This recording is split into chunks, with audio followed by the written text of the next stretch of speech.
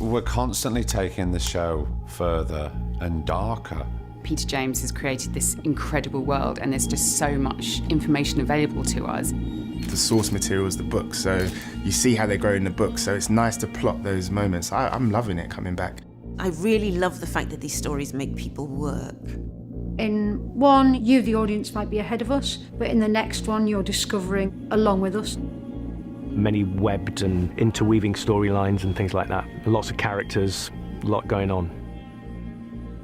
The more I'm in his head, the easier it is to play him, yeah. And the good thing about him is he's not like a generic cop character. He's pretty complicated. There's a lot going on. Roy, I've just been welcoming Cassie into the team.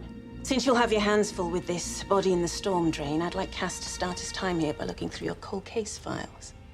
In the course of theoretically reviewing all the cold cases, Pew immediately gravitates towards the cold case about Roy's missing wife. And that is the root cause of a now sustained dislike for each other, because I basically reopen the case. He digs up the whole thing with his missing wife by, in this episode, literally digging up his garden. What the hell is this? I assumed you had okayed this. Who requested the warrant? I was cleared of any involvement in Sandy's disappearance, exonerated. Not to the standard that we would have applied in the Met.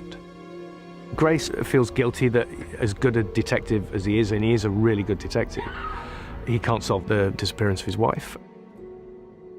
Also, when you get Cleo Morey coming into the mix, it adds a different element.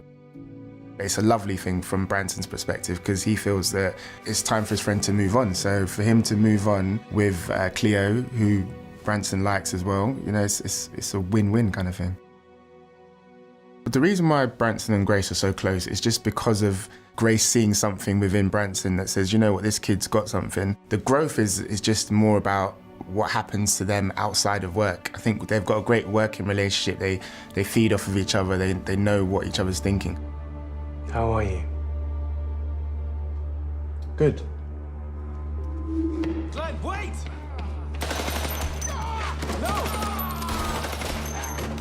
There's a huge shootout and Branson goes in, all guns blazing, and gets shot. His wife, Ari, is really concerned for him, but also sees a different side to him. So coming back to work, it becomes a huge thing for him. He almost thinks he's invincible.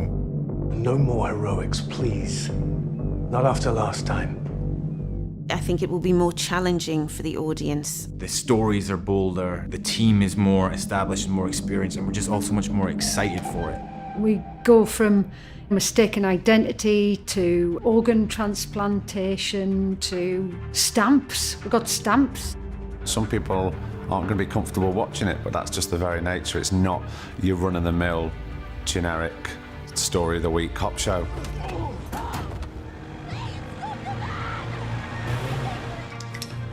We've achieved a series that feels cinematic, but feels bold and feels ambitious.